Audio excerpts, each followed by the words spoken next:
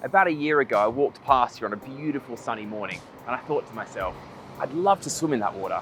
But I looked into why we can't swim in the water. What would it take for us to be able to swim in the water?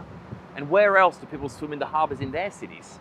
That thought led into a long adventure involving setting up a group called Swim Bristol Harbour.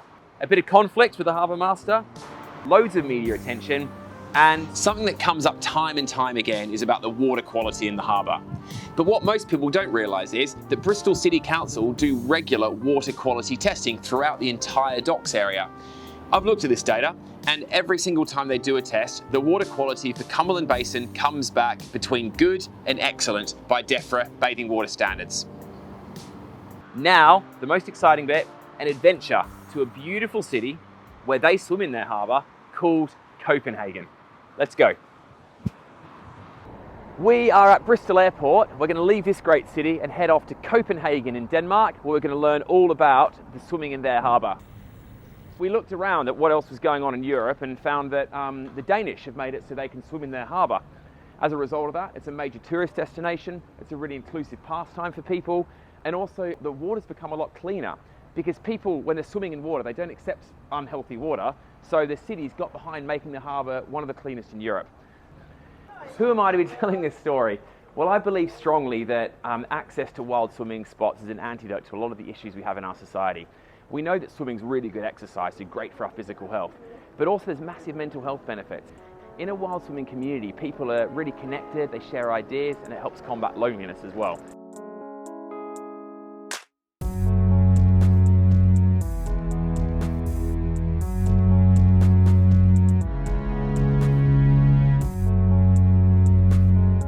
We've only been here for a few minutes, and then we find these things right next to a pretty average looking car park. They've got these huge barrel saunas. It's a big wooden barrel sitting on a basic concrete slab overlooking their harbour. And if you come around the side here, you can see there's this huge glass window at the end. Imagine that, going for a swim in that water, then coming and sitting in here with your mates early in the morning. Or imagine down Cumberland Basin, early morning cold water swim in the sauna. What a great way to wake up. What do you think? Could we have these down by Cumberland Basin? This makes you feel a bit bad about Bristol. Look what the Danish have got. Their own beach, water the kids can swim in, and a diving board in the distance.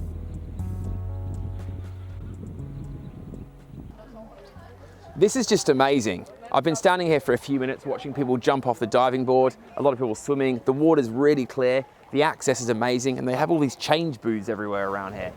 It's a really, really nice feeling here, super friendly. I would love to have something like this in Cumberland Basin. And now I'm going to go and try out their diving board up there. Let's go.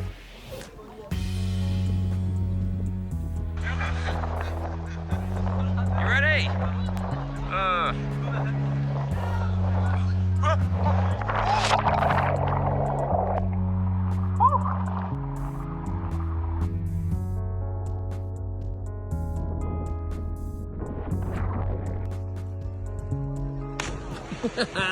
Brilliant. My name is Mads. I'm from Copenhagen. This is a quite iconic, famous swimming spot in Copenhagen. What do you think the benefits of having a place like this so close to the city are? It makes me feel like I live in the city, but I also live at the beach, you know? Like, we can walk to the beach from home. By bike, it's like 5 minutes. So I'm just as well like living at the sea as I'm living in the big city. So I think this is quite unique. When it's summer and you can go here, it gives it that holiday vibe, you know? So that you're not just caught in this like rush of a big city, but you can go and relax and have a totally different energy when you come back home. My name is Carl and I'm from Denmark, here in Copenhagen. I was having fun with my friends because we're just having a good time out and bathing here in the nice Danish waters. And if you didn't have this place to go swimming, what things might you be doing right now instead? If I wasn't swimming here, then I would probably be playing video games and drinking alcohol. We've just found the first harbour swimming spot in Copenhagen. This feels a lot like Bristol Harbour. There's boats, there's some green spaces, and it's quite a busy city centre location. This particular swimming spot is a giant floating barge, and I want to go down there now and see how they've made it and also meet the lifeguards and see how it works for them. Let's go. So my name is Philip. I am currently working as a supervisor in the Trygfonden lifeguard. So how do you know when the water's unsafe to swim in? Copenhagen as a city, they check it every day. Every day? You test for E. coli? Yeah, What it's else? very rarely we have E. coli. Even when they deem it not safe to swim, it is safe to swim, but we take it as such a serious matter that you always are on the safe side. So the second there's a yellow and red flag, it's safe to swim. You shouldn't question it because they really focus on it. So with allowing swimming in the harbour, does that mean that people will go and do stupid things like go swimming when they're drunk or late at night, or are people overall safer because they're allowed to swim? If people are allowed to swim or not allowed to swim, I don't think that's the difference, because drunk people can still fall in the harbour whether you're allowed to swim or not. Most of our job is actually about informing people about water safety, and one of our big pillars is you shouldn't swim when you're drunk. And do you think because you allow swimming here, you get more impact with your education? Do people listen more because of I us? would definitely think so, because it's allowed. They trust what we say about water safety. That's actually most of what we do. Of course, we're trained in rescuing people, but a lot of the job goes around informing people how you should react if you fall in the water, how you should avoid it, and so on. So by allowing swimming, you actually get the chance to educate people more on how to swim safely. I would say so, yeah. And not swimming, you don't get that chance, so presumably It it's would be less safe. very counterintuitive, like teaching people about the safety of swimming when you're not allowed to swim. My name is Maria and I'm a lifeguard. What if there were no lifeguards here? Do you think people might get injured ever? I think there wouldn't be as many people here because people trust us and they bring their kids here to play, and they're like, okay, like they're looking after the kids, but we're also looking, so they feel safe about it, so yeah. I just met some really interesting lifeguards and they've told me some fascinating things. Firstly, by allowing swimming in their harbour, they've actually made water safety standards much higher. The reason for that is that they're engaged with the swimming community so people can learn about how to be safe in the water. By having lifeguards, that enables more people to feel safe around the water, which means more people get to use the swimming facilities. And the most interesting thing is this platform I'm sitting on. It's actually a giant floating pontoon. It moves up and down as the water moves. They've also got nets underneath here, so there's no risk of someone falling through and getting stuck underneath. And they even have some shallow baths where children can go and play, all in the same space, all in their harbour. This is a fantastic example of the kind of thing we could do in Bristol Harbour.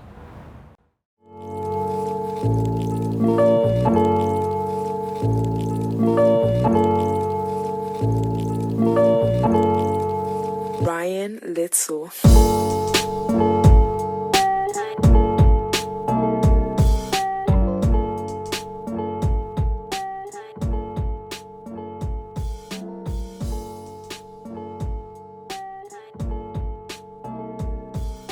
My name is Mogens Rehfeldt, and I'm a Danish retired air traffic controller who is enjoying the life in general, and I'm coming here every morning all year round to have a swim. It's both the feeling of getting into the water every day and the social part of it. Every time we get down here, there's something new about the nature, the weather, the atmosphere, and it's a very good experience. This is a big one, and I've seen this down at Clevedon Marine Lake, Weston-super-Mare, Worley Weir and Conham. People like this guy, building amazing communities that give their life richness and colour and make their lives better. That's what we need to see more of in Bristol Harbour.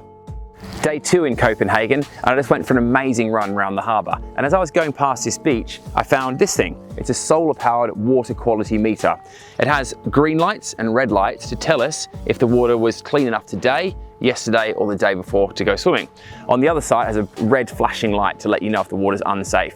I think having this in Cumberland Basin would be amazing to let us know if it's safe to go swimming or not.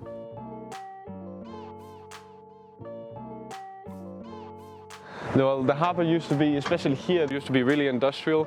There were chemical plants, ships were coming in and out, and it was just generally filthy. You know, Copenhagen had a really industrial past. Then it all closed. There was also an explosion in the factory here. It all closed, they turned it into this green area. I also know there was a lot of sewage water they collected that they just threw out into the harbour. That all stopped. Underground now there are some basins, I think that's what it's called in English, some big containers that take the sewage water if the sewage system is overflowed, and then it transports it away from the harbour. This thing is fantastic. It's a floating swimming pool. It's an octagonal pontoon, and in the middle there's nets on the side and the bottom, which means people can jump in and not go underneath and get sucked out into the harbour. The reason I like this one in particular though, is because if you have a harbour with tides and the alleged vessels that move around, people can safely swim inside this and not be affected by those external factors. Now imagine this in our harbour, tied to the edge with a platform going across to the dockside. This could work really, really well for us, and it could be one of the easy entry points to starting our program of swimming in the harbour.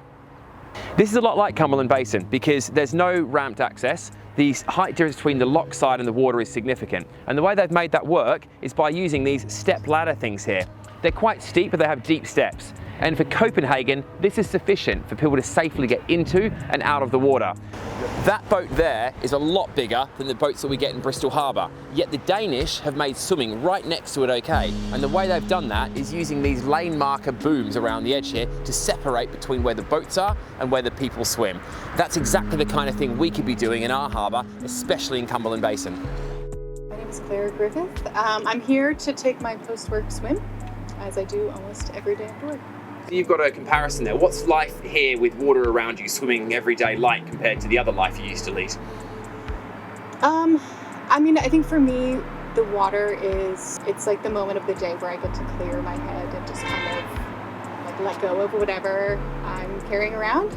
We've been to a few different swimming spots around the city. Why do you choose this one? One, I love the architecture, and usually, I mean, you're here on a pretty dead day, but usually there's a whole range of people sitting on the stairs, and you can actually slide down this curved thing and people are jumping off it. Sometimes there's slack lines. So there's a lot of life that happens, and I really enjoy that. People of Bristol. People of Bristol. People of Bristol. People of Bristol. People of Bristol. People of Bristol. People of Bristol. People of Bristol. Go and swim, it's very nice, and change something.